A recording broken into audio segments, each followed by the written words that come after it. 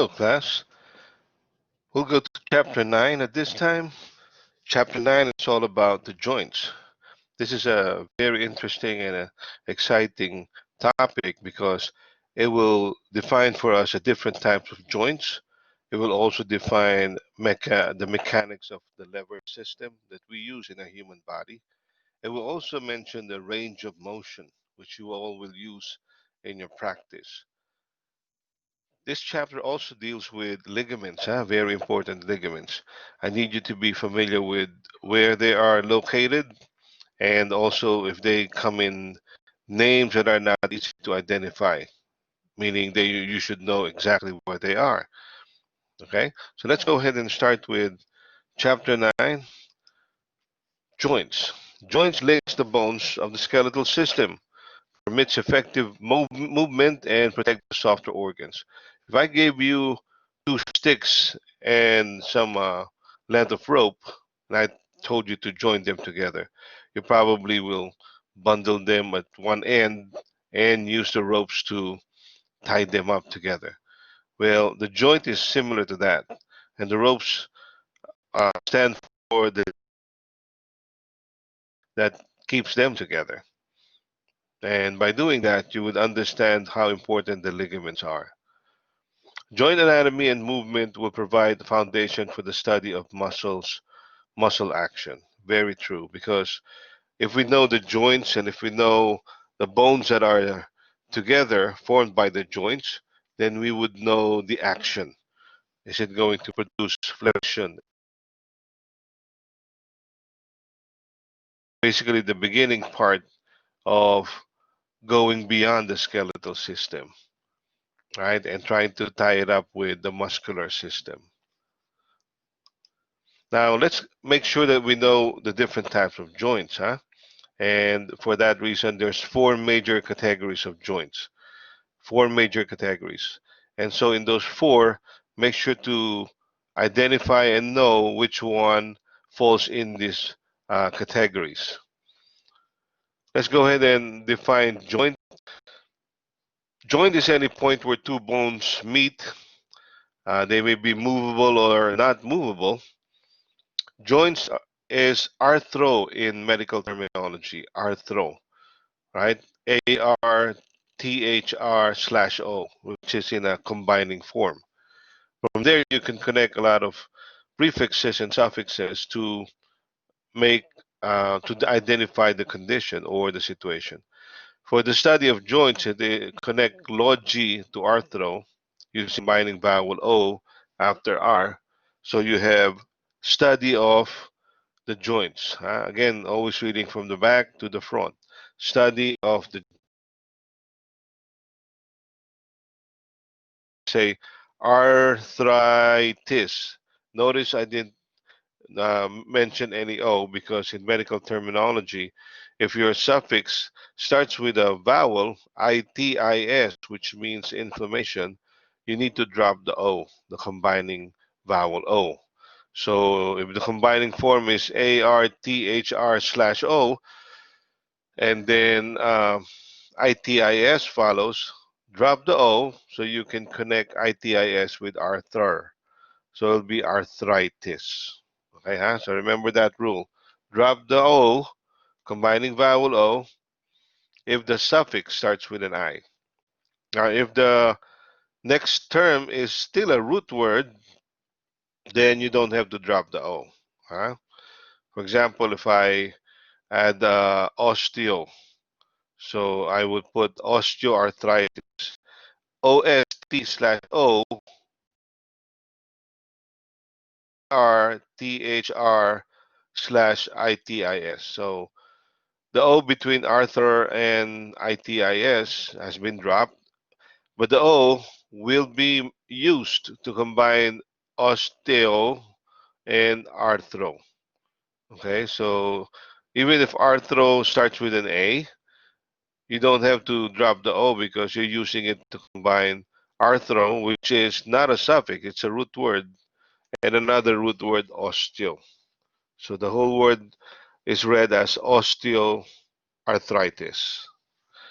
Inflammation of bones and joints. Okay? All right.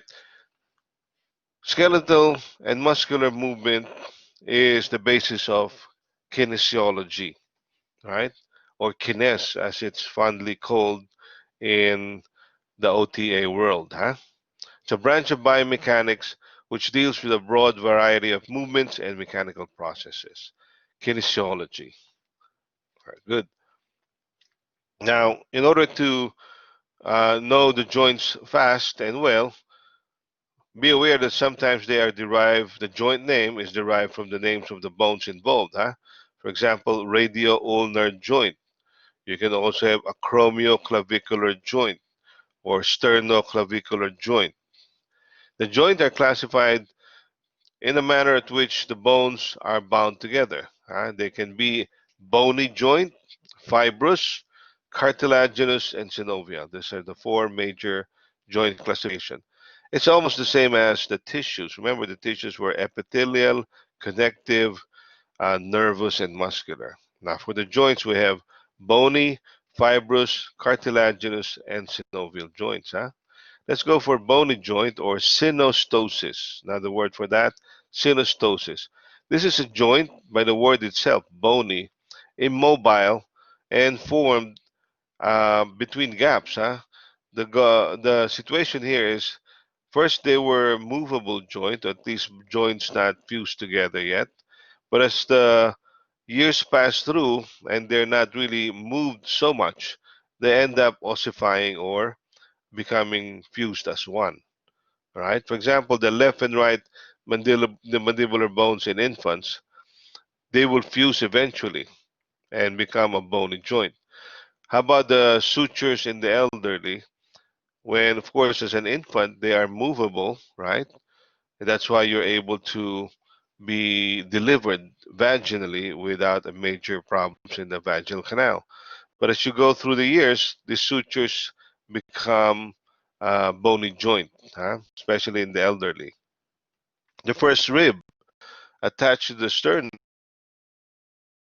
joint to begin with. But as the years go by and it's not really moving a lot, it ends up being fused, especially in old age.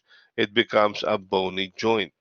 Okay, bony joints are joints that eventually fuse and look as one because of not moving a lot through the years. It becomes fused uh, like bone. Okay, this can happen in either fibrous or cartilaginous joints. Let's go to fibrous joints. Okay, fibrous joints. You will see the name synarthrosis. Right, just another name for fibrous joints. These are adjacent bones bound by collagen fibers emerging from one bone and penetrating into the other. There's we can mention three types. Okay, sutures, gymphosis, and syndesmosis. Sutures, gymphosis, and syndesmosis. Now, sutures are immobile or slightly mobile fibrous joints where collagen fibers are used. There's three types. There's serrate, lap, and plain type of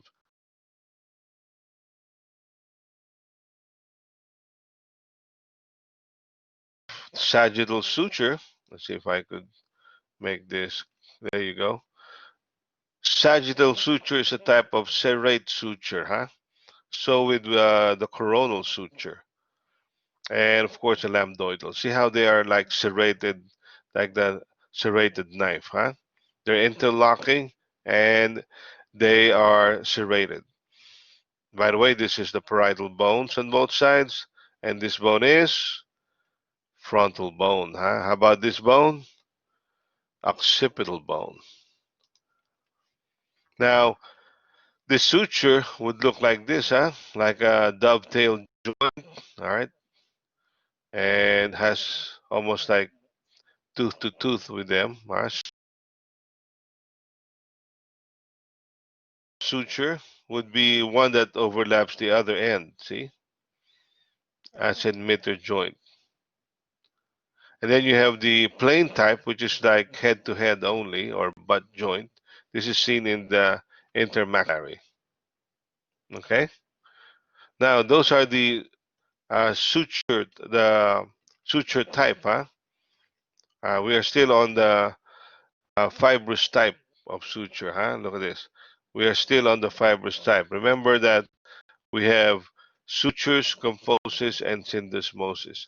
So let's go to kyphosis. Kyphosis is the one that's in your dentition.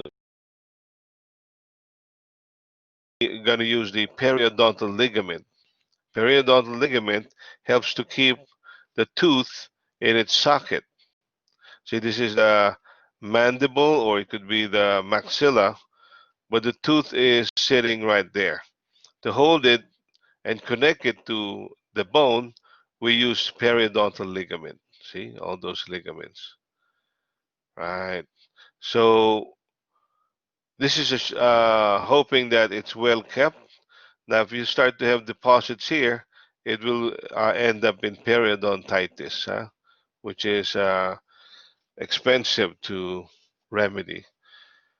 All right, so that's kyphosis found in the dentition or tooth.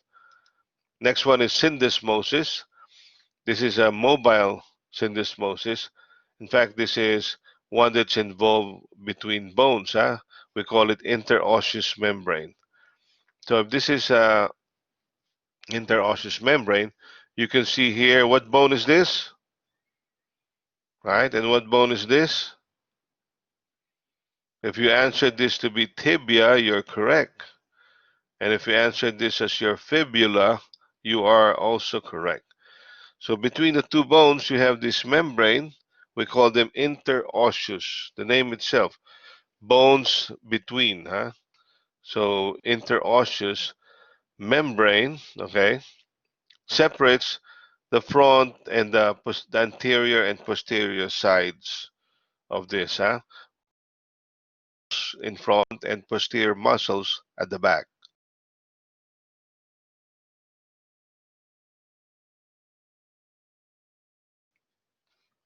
All right. And you also find this in the radioulnar. Okay. The radius in the ulna, they would have an interosseous membrane, which would separate also the anterior and posterior sets of muscles. Here you have the next type of joint, the put together because of cartilage, linked by cartilage. We got two types, synchondrosis and symphysis. Synchondrosis is using hyaline cartilage. Hyaline cartilage. You can see this in the epiphyseal plate or growth plate of children. And this is also used between the first rib and the sternum, which we know in the later years will end up being fused together and become a bony joint. Other costal cartilage joined to the sternum from ribs 1, 2, 3, 4, all the way to 7, and where 8, 9, 10 extends to joint 7. All this cartilage is made out of hyaline, and this is also synchondrosis. Now, you can see that here, right? This is bone, the rib itself, and then this is a cartilage. In fact, all these are hyaline cartilage. All right. Now, the symphysis is when two bones are joined by a stronger type of cartilage, fibrocartilage, using fiber in it to make it stronger. A good example is pubic symphysis. So symphysis, fibrocartilage found between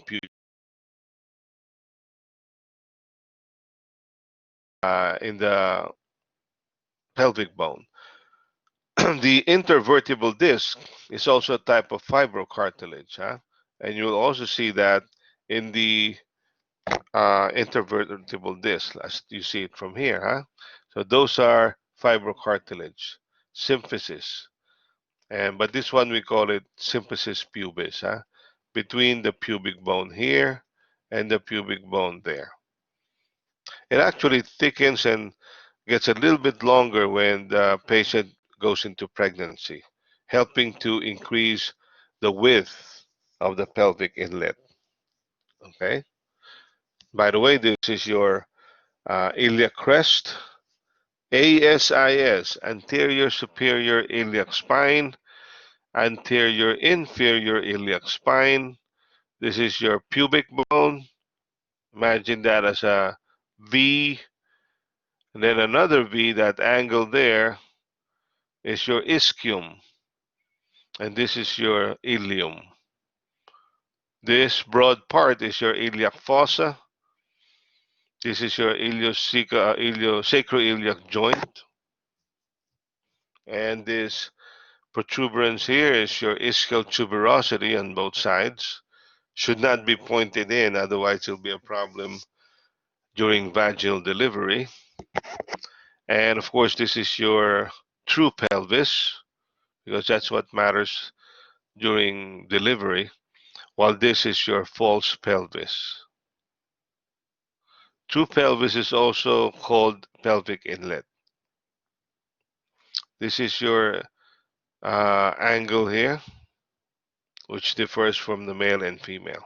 Okay, just a quick review there. How about synovial joints?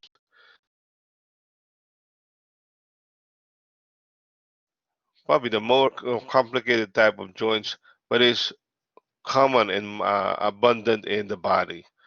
This is what we also lean to when we use it in leverage in order to make work, or at least move a muscle or move an object.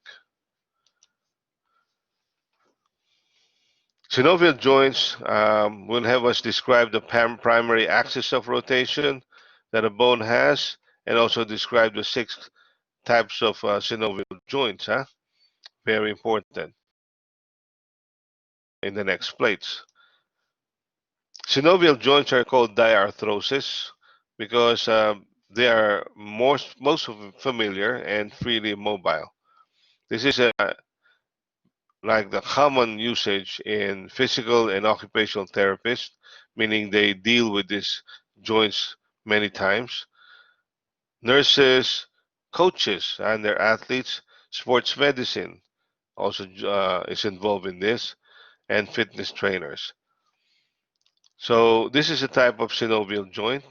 You have this connection between the two joints, and you also have synovial fluid.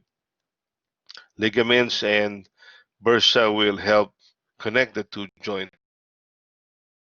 So many times that you need synovial fluid to lubricate it. Articular cartilage, joint cavity, and synovial fluid are parts of the synovial joint. Articular cartilage made out of hyaline helps to prevent the breaking or degeneration of the bones. Now, the synovial fluid is high in protein like albumin and also high in hyaluronic acid. It is thick, slippery, like raw egg whites. It helps to nourish the cartilage. At the same time, it's a method of taking out used waste. It may be some cells or some fluid that's been used up. Because of this, moving of synovial joints become friction-free. Very important. Now, connective tissue are abundant in this area, in the joint capsule.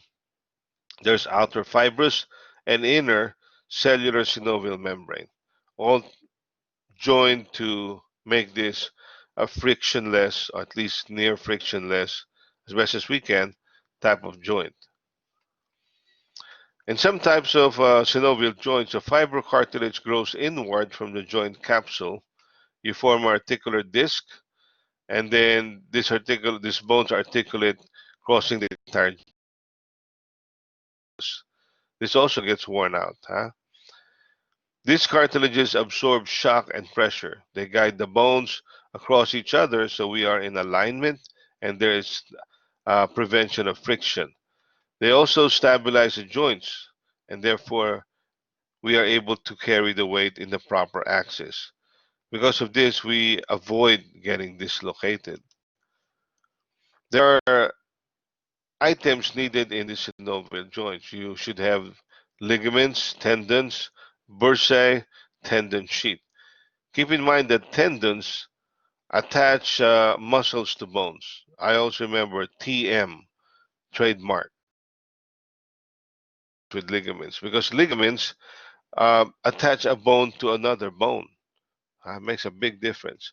Tendons attach muscles to bones, and ligaments attach bone to bone. Very important to remember that. Here we have a sheath, a tendon sheath. We can also call this your flexor retinaculum, right? This helps to cover the tendons, especially in the hand, And with this, it becomes more fluid. The movement is fluid. These tendons help to provide flexion when you curl your fingers, and also helps to guide the movement of the muscles, Exercise warms synovial fluid, right? And when synovial fluid is warmed up because of the movement, it becomes thinner or less viscous, and therefore the cartilage around it can easily absorb it. When the cartilage absorbs it, it becomes thicker and therefore becomes a better cushion. So that's why warm up is important in order to get the form better. Less warm up may result in injury because the cartilage is not yet at its best. Now, repetitive compression of non-vascular cartilage squeezes fluid and metabolic waste out of the cartilage. Now, when the weight is removed, cartilage absorbs.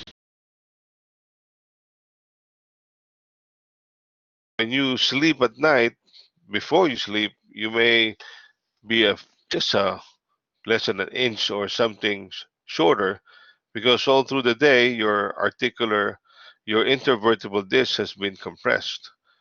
And now when you are in a flat position, it gets a chance to absorb fluid again.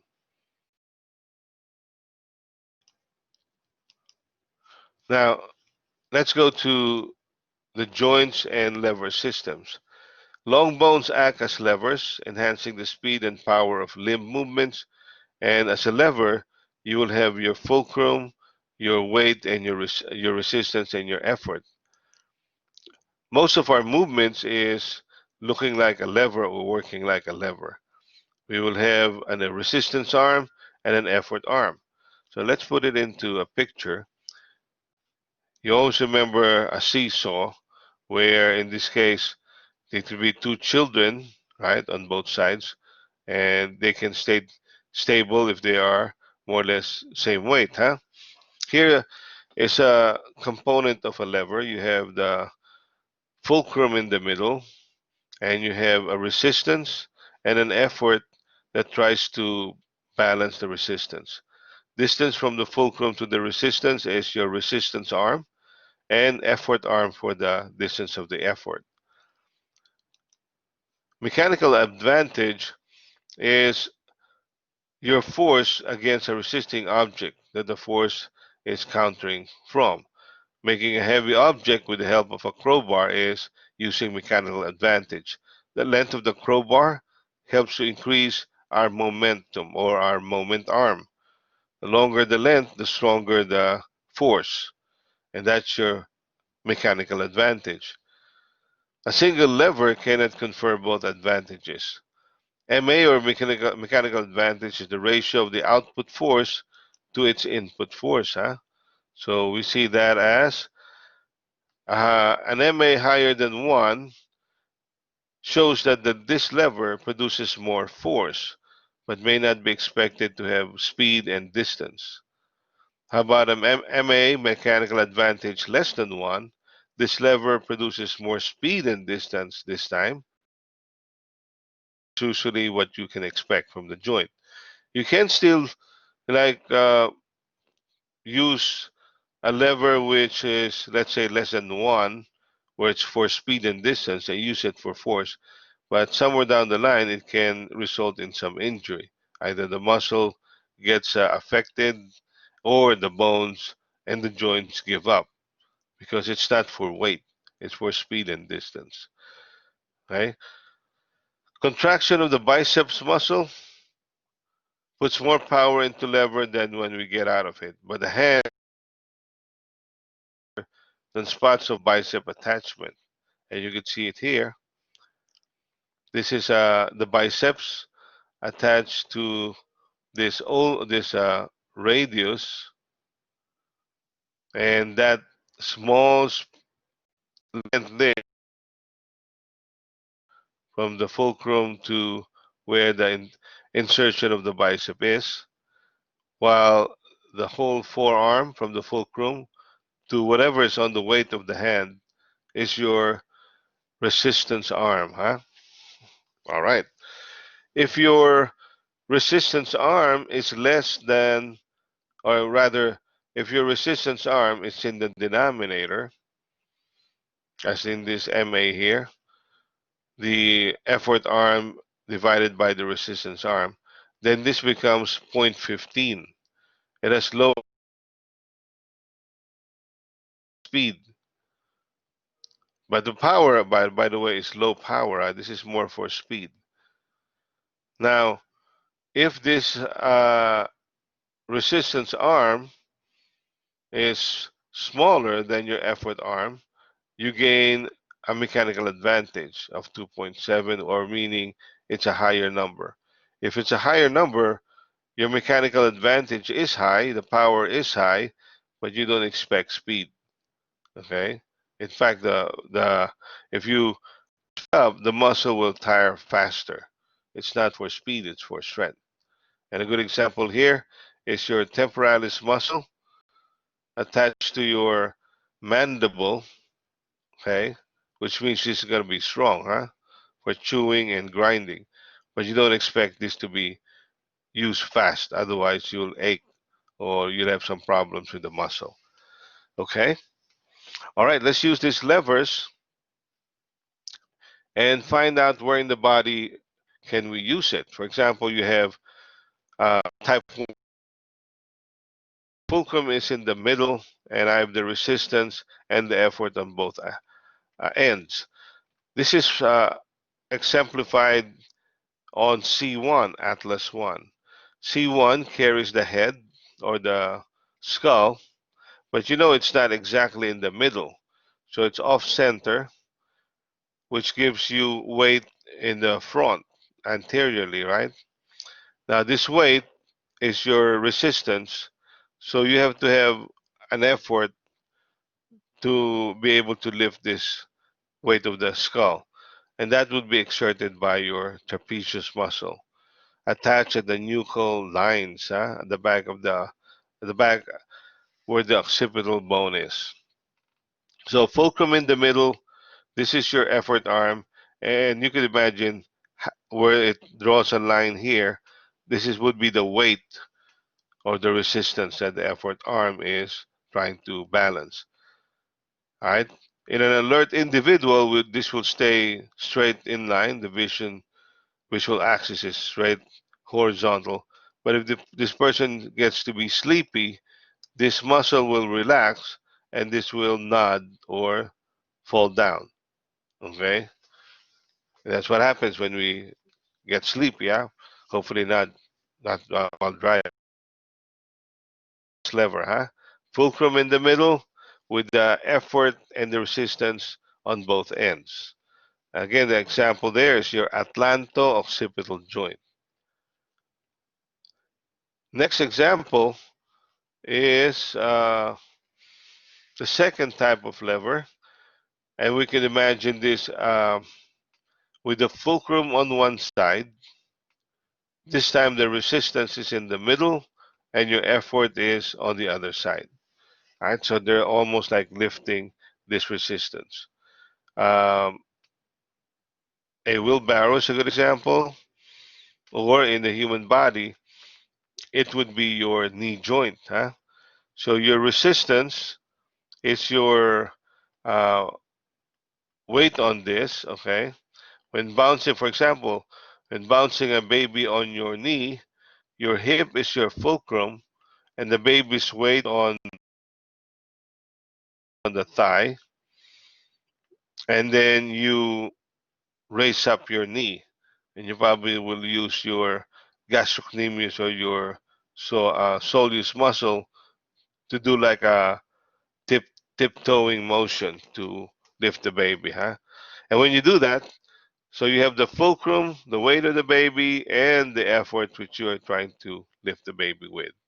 Okay, this is also used in exercise when you're trying to when you have a weight either on the thigh or at the top of your knee. Okay, the third type of lever is when the fulcrum is also on the side, but this time the one in the middle is the effort and the resistance is at the end. Right? Most joints of the body uses this lever, type 3. And then what would happen is if you're using the bicep as an example, the insertion of the biceps would be where the effort is, and the weight that's in the hand, right, would be the weight that you're trying to pull up. So we're using this as a joint. This is your effort. It will pull up the weight that's carried by the hand at the end. This is a lever 3, huh? Third type of lever. Okay. All right. Very good. All right. Uh, we'll take a quick break. Range of motion, huh? Give you time to assimilate and absorb what we just discussed. Okay. All right.